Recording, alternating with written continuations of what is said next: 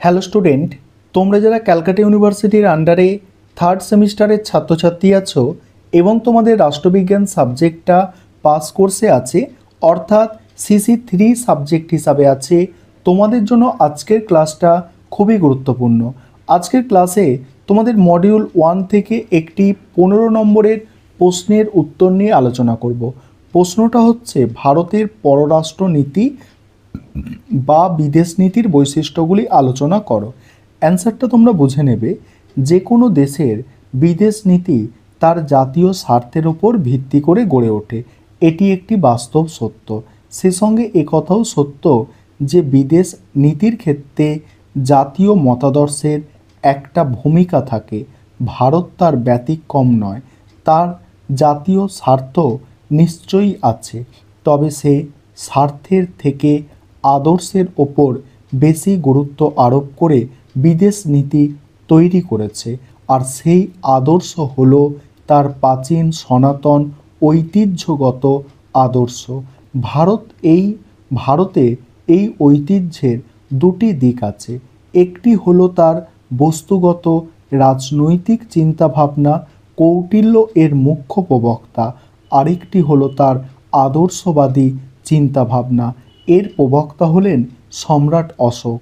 প্রকৃতপক্ষে প্রাচীন কাল থেকে শুরু করে গান্ধী পর্যন্ত এই আদর্শবাদী চিন্তা অহিংসা, শান্তি ও সম্প্রীতির বাণী প্রচার করেছে।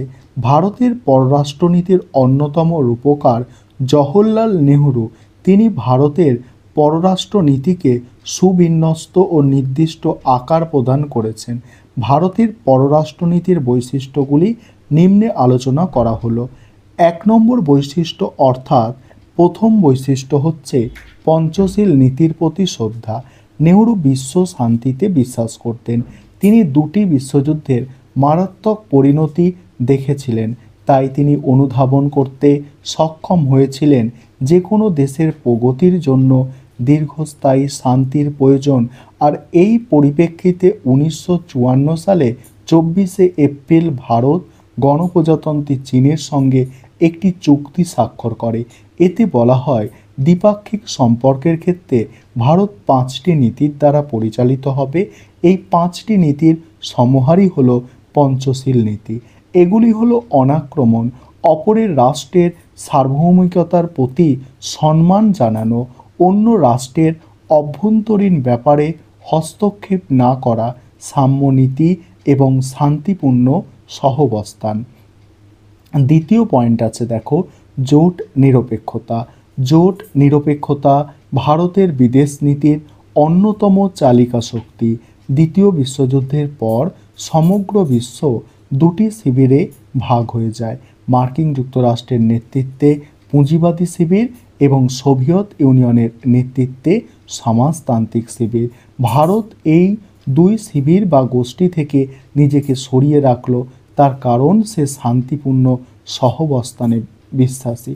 শক্তির লড়াইয়ে জড়িয়ে পড়লে তাকে অহিংসার নীতি বিসর্জন দিতে হবে। তাছাড়া ভারতের উন্নতির জন্য প্রচুর অর্থের প্রয়োজন, আর প্রয়োজন হলে দুই গোষ্ঠীর কাছ থেকে সাহায্য নিতে হবে। তাই সে কোনো বিশেষ জোটে গিয়ে অন্য জোটের বিরাগভাজন হতে চান না। এই কারণে সে তৃতীয় বিশ্বের দেশগুলিকে নিয়ে জোট নিরপেক্ষ আন্দোলন গড়ে তুলেছে। পরের পয়েন্ট আলোচনা করব, তার আগে যে বিষয়টা বলার আছে, তোমাদের জন্য অনলাইন কোচিং ক্লাস চলছে। তোমরা কেউ পেড ব্যাচে অ্যাডমিশান নিতে চাইলে এই নম্বরে যোগাযোগ করতে পারো, 9123000052।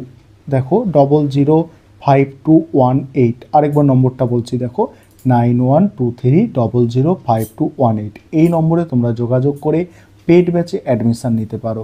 আমাদের সপ্তাহে 2 দিন করে রেকর্ডেড ক্লাস থাকে, স্টাডি মেটেরিয়ালের PDF দেওয়া হয় এবং তার জন্য পার মান্থ 200 টাকা করে ফিস নেওয়া হয়। তার পরের পয়েন্ট হচ্ছে সাম্রাজ্যবাদের বিরোধিতা। এই পয়েন্টটা বোঝো। ভারতের বিদেশ নীতির অন্যতম বৈশিষ্ট্য হলো সাম্রাজ্যবাদ ও নয়া উপনিবেশবাদের বিরোধিতা করা। সে সাম্রাজ্যবাদ বিরোধী আন্দোলন করে স্বাধীনতা অর্জন করেছে। পৃথিবীর বিভিন্ন দেশে সাম্রাজ্য বিরোধী মুক্তি আন্দোলনকে সমর্থন করেছে। দক্ষিণ আফ্রিকা, ভিয়েতনাম, কেনিয়া প্রভৃতি দেশে মুক্তি আন্দোলনকারীরা ভারতের অখণ্ড সমর্থন পেয়েছে। এই সমর্থনের পেছনে কোনো শর্ত নেই, আছে নিপীড়িত মানুষের মুক্তি কামনার মহান আদর্শ। পরের পয়েন্ট হচ্ছে প্রতিবেশী দেশগুলির সঙ্গে সম্প্রীতি রক্ষা। ভারত বিশ্বের সকলের সঙ্গে, বিশেষ করে প্রতিবেশী দেশগুলির সঙ্গে সম্প্রীতি সুদৃঢ় করতে চায়। সম্প্রীতি মানে কি? বন্ধুত্ব, আর এমনকি স্বার্থকে ক্ষুণ্ণ করেও বন্ধুত্ব বজায় রাখতে চায়। পাকিস্তান বারবার আমাদের সংহতির ওপরে আঘাত হানছে, তথাপি আমরা তার সঙ্গে আলাপ আলোচনার মাধ্যমে বিরোধ মিটিয়ে নিতে চেষ্টা করছি। বাংলাদেশ ও শ্রীলঙ্কার সঙ্গে বন্ধুত্ব বজায় রাখতে সহযোগিতার হাত বাড়িয়েছি। সন্ত্রাসবাদের বিরোধিতা, পরের পয়েন্ট। বর্তমানে সন্ত্রাসবাদ একটি আন্তর্জাতিক সমস্যা, বিশেষ করে ভারত সন্ত্রাসবাদের শিকার হয়েছে, তাই ভারতে বিদেশ নীতিতে সন্ত্রাসবাদ গুরুত্বপূর্ণ স্থান নিয়েছে। বিভিন্ন আন্তর্জাতিক মঞ্চে ভারত সন্ত্রাসবাদীদের বিরুদ্ধে জেহাদ ঘোষণা করেছে। পরের শেষ পয়েন্ট হচ্ছে মূল্যায়ন। এখানে কি বলা হচ্ছে দেখো, কোনো দেশের বিদেশ নীতি এক জায়গায় থেমে থাকতে পারে না, কারণ বিশ্ব রাজনীতির প্রেক্ষাপটে কোনো দেশের বিদেশ নীতি গড়ে ওঠে।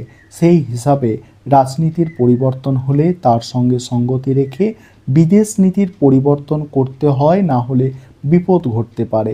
আমাদের বিদেশ নীতি তৈরি হয়েছিল নেহরুর সময়, কিন্তু তারপর বিভিন্ন রাজনীতিতে বিশ্ব রাজনীতিতে অনেক পরিবর্তন ঘটেছে, তাই আমাদের বিদেশ নীতির পরিবর্তন প্রয়োজন। প্রথমত, পূর্বে মার্কিন যুক্তরাষ্ট্র ও সোভিয়েত ইউনিয়নের সঙ্গে সম্পর্কের ক্ষেত্রে ভারত অনেকটা ভেবেচিন্তে কাজ করত, কিন্তু বর্তমানে এই সমস্যা নেই। রাশিয়া এখন মার্কিন যুক্তরাষ্ট্রের বন্ধু হয়ে দাঁড়িয়েছে।